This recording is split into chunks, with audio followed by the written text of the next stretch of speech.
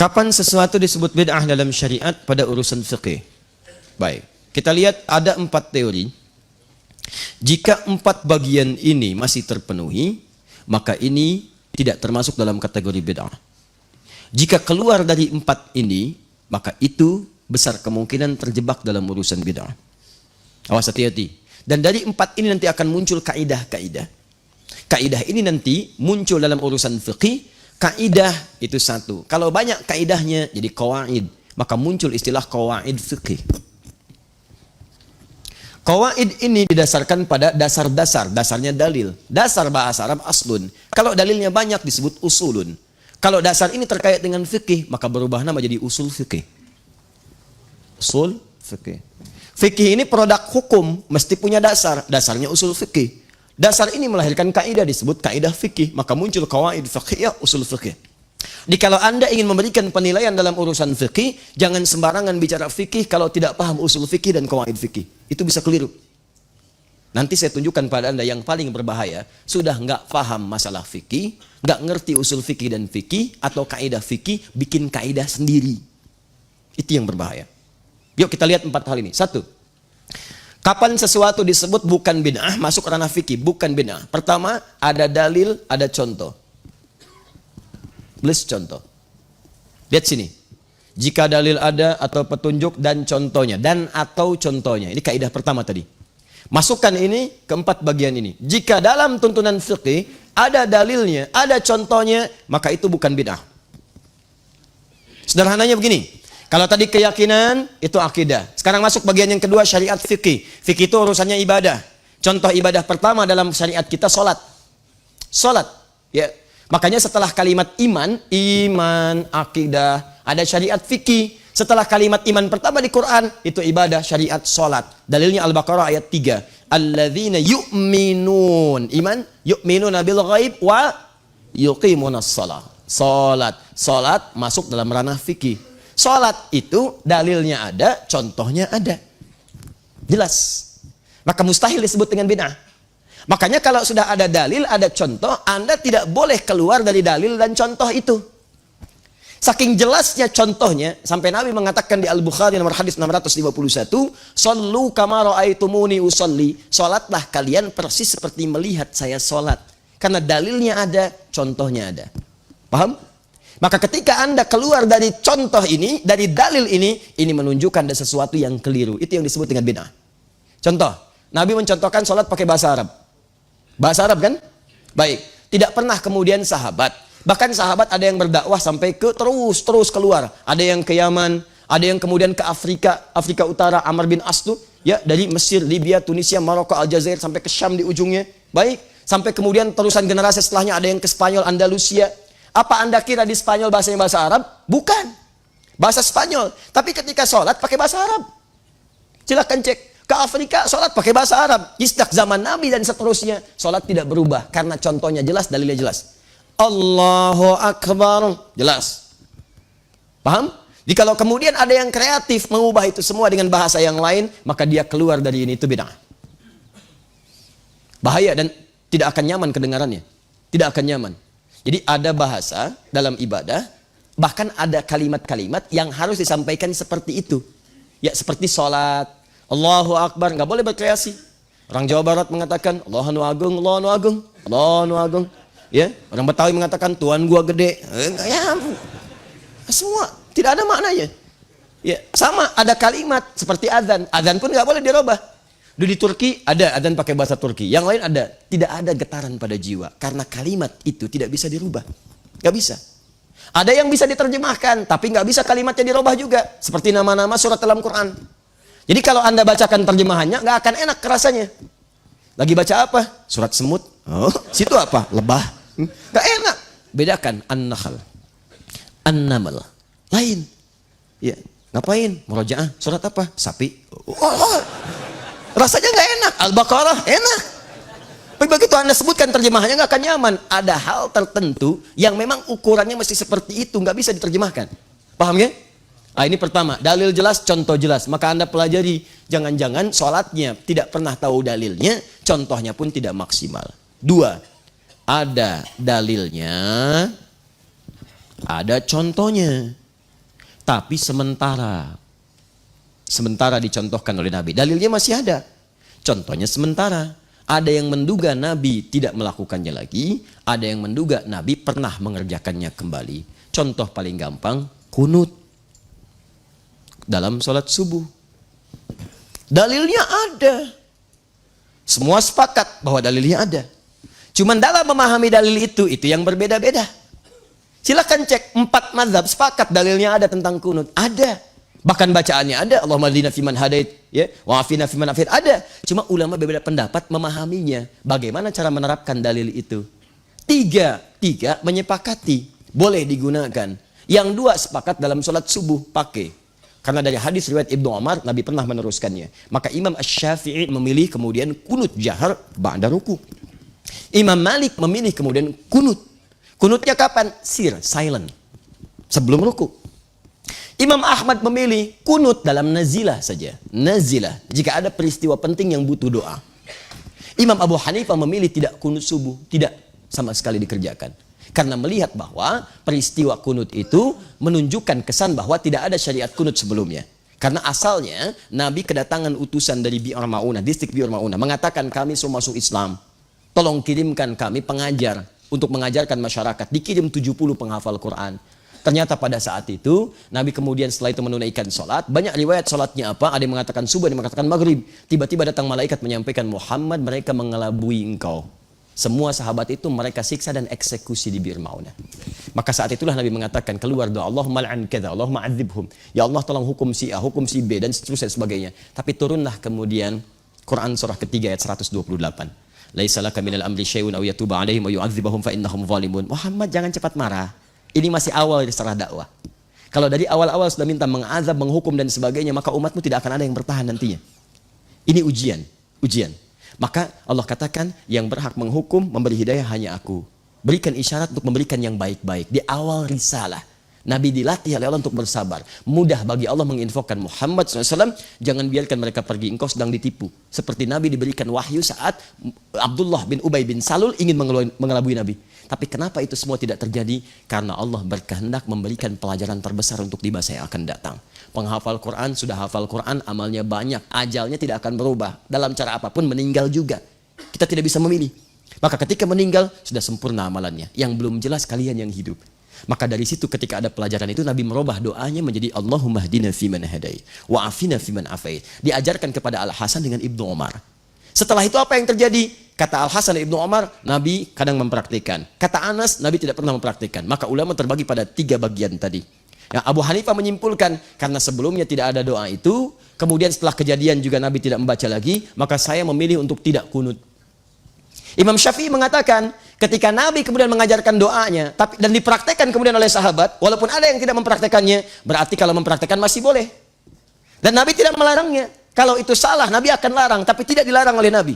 Bahkan kata Ibnu Umar, sesekali Nabi mempraktekkan itu semua. Prinsip dalam mazhab Asy-Syafi'i, sepanjang ada pahala lebih banyak, lebih baik diambil daripada tidak sama sekali. Saya kunut, begitu kunut ada pahalanya, daripada enggak mendingan saya baca. Imam Malik memilih sir bacaannya. Nah, Imam Ahmad bin Hanbal menengahi itu semua.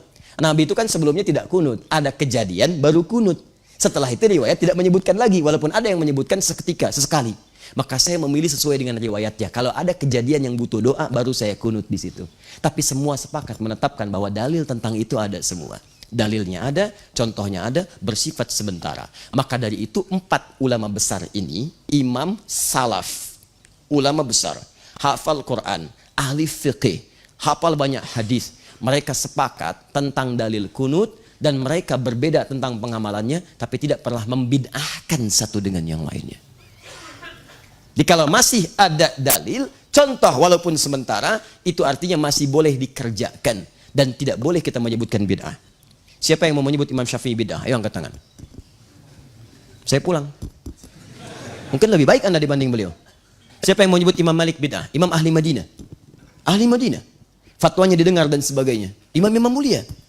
Maka keterlaluan kalau saya katakan, kalau ada orang sekarang mengatakan kunut bid'ah. Ya, bid'ah.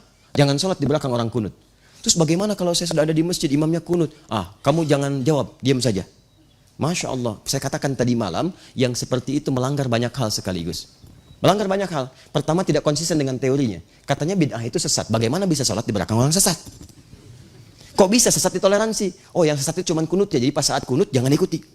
Allahumma hdina fiman hadait, bid'ah. Wa afina fiman afait, bid'ah. Tidak. Yang kedua, dia melanggar ketentuan kalimat Nabi, innama ju'ilal imamu liyutamma bihi. Imam itu dijadikan untuk diikuti. Kalau imam ruku, Anda ruku. Imam sujud, Anda sujud. Enggak ada ceritanya, imam sujud, Anda ruku. Jadi kalau imam kunut, Anda ikut kunut. Mengaminkan, kunutnya makmum mengaminkan. Masalah angkat tangan atau tidak pilihan Anda. Allahumma hdina fiman hadait, amin. Begini boleh. Allahumma hdina fiman hadait, amin. Tidak ada masalah. Itu enggak ada masalah. Amin, amin, selesai. Nah, jadi kalau imamnya kunut, Anda ikut mengaminkan.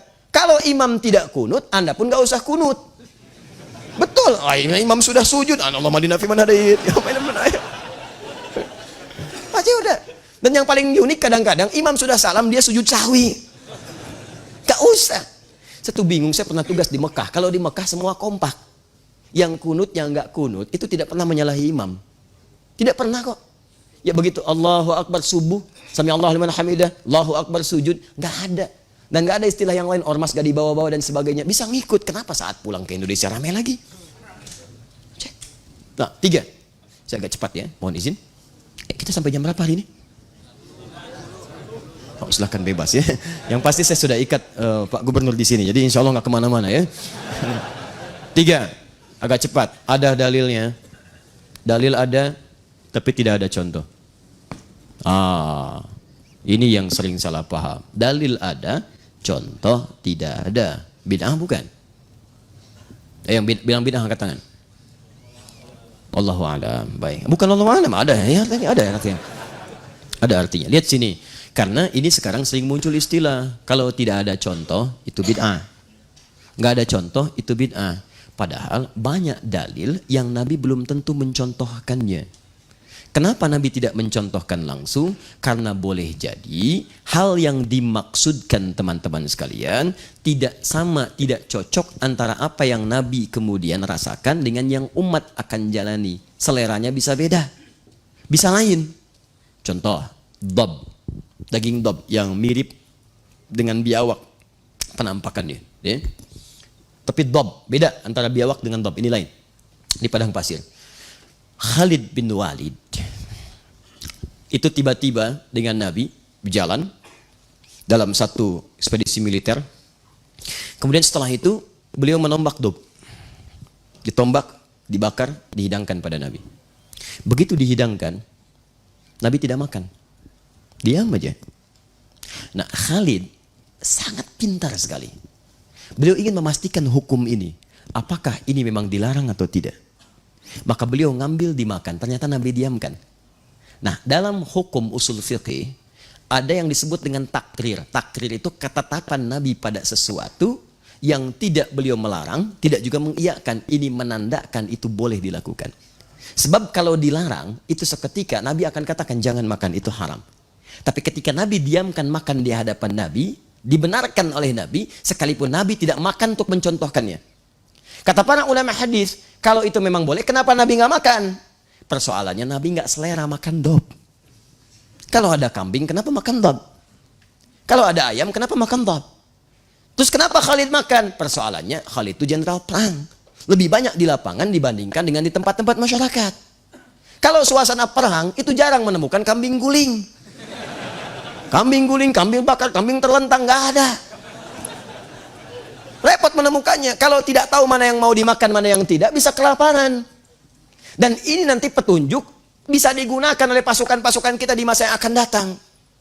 Tentara Muslim, pasukan khas kita, misalnya ada Kopassusnya, ada Paskasnya, ada Denjakannya, macam-macam keluar, gerilya, perang gerilya. Dan kalau tidak tahu hukum seperti itu, bingung nanti. Mau makan, takut haram. Mau makan, takut haram. Kata musuhnya, gak usah ditembak, ntar mati sendiri, lapar.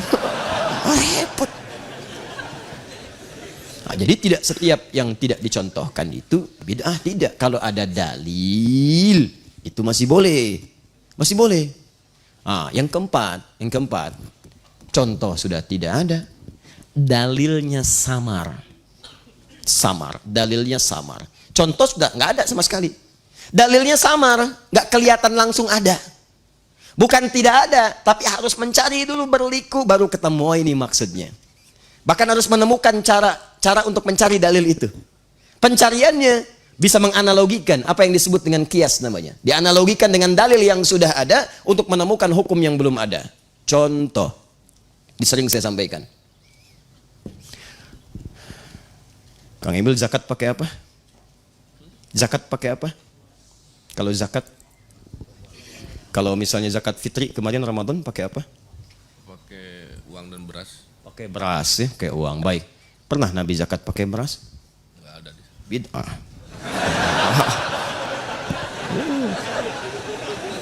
Dalil tidak ada, contoh tidak ada. Gimana solusinya itu? Dulu nggak pernah ditemukan. Kalau nggak percaya silakan cari di kitab hadis. Hadis paling palsu pun cari silakan. Anda sampai kiamat kurang 2 hari nggak akan pernah menemukan ada Nabi zakat pakai beras, mustahil. Nabi itu cuma 2, kalau tidak pakai kurma, gandum. Sekarang pertanyaannya, kalau saya zakat pakai beras, bid'ah atau tidak? Dalil tidak ada, contohnya juga tak ada. Ini kan? Terus kumaha? Lihat kan? Kayak Persib bingung, eleh deui. Kayak kumaha tuh? Aduh.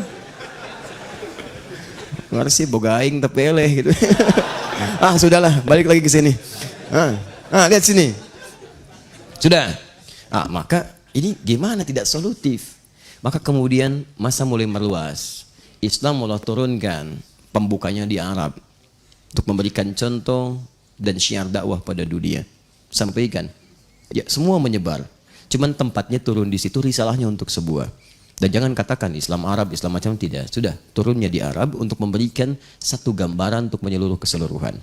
Nah, tiba-tiba ketika Islam meluas, masuk ke wilayah-wilayah yang makanannya tidak sama dengan makanan orang Arab pada saat itu. Maka Muawiyah pun ditanya, bagaimana ini solusinya? Maka kata beliau cerdas sekali, hadza irfan. Kurma itu jangan dilihat kurmanya, jangan dilihat gandumnya, tapi dilihat itu makanan pokok bagi orang Arab. Bukan cuma zaman Nabi, bukan hanya zaman Nabi, sekarang pun masih makan itu.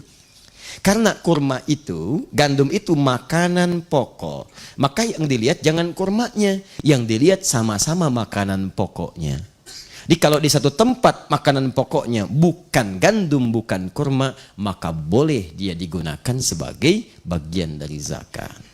Kang Emil apa makanan pokoknya? Saya mah nasi. Ya, nasi. Karena beras itu makanan pokok bagi hewan yang bertembolok. Ayam, bebek itu beras ya. Kita nasi. Cuma memang bahan nasi dari beras. Nah, ini. Dia baik. Sudah. Kang Emil puntenlah mumpung belum dilantik ya. Kalau sudah susah lagi saya begitu. Ya. Dia tuh udah sering kali ingin ketemu di dulu dan sebagainya. Alhamdulillah ini Allah berikan kesempatannya. Kita doakan terus dan mudah-mudahan istiqomah ya. Istiqomah sudah punya, namanya si cinta. Istiqomah yang belum ada, ya. Sudah mudahan mendekatkan cinta Allah Subhanahu wa taala. Itu yang paling abadi. Dah, sini. Beras. Karena ini beras sama-sama makanan pokok, maka bolehlah kemudian ulama sepakat zakat menggunakan beras. Metode ini disebut dengan qiyas. Ini bagian dari dalil. Dalil langsung tidak ada, contoh langsung tidak ada. Maka tidak setiap yang tidak ada contoh, jangan dulu disebut bid'ah. Setiap belum ketemu dalil, jangan disimpulkan bid'ah. Mungkin Anda yang kurang dalam mendalaminya. Cari. Kalau tidak ada kiasnya, berarti sudah. Jangan dikias-kiaskan. Sudah, ya. Jangan dikias-kiaskan. Kalau memang sudah kita ketemu tidak ada, sudah. Saya kiasnya seperti ini tuh, kayak megang pedang. Ya, misalkan megang pedang, pakai kanan dulu, begini sarungkan. Itu bukan kias. Kias itu harus sama. Ya, awas hati-hati. Al-qiyasu ma'al fariq batil. Mengiaskan sesuatu, menganalogikan sesuatu yang tidak sama, itu hukumnya batil, tertolak di sini.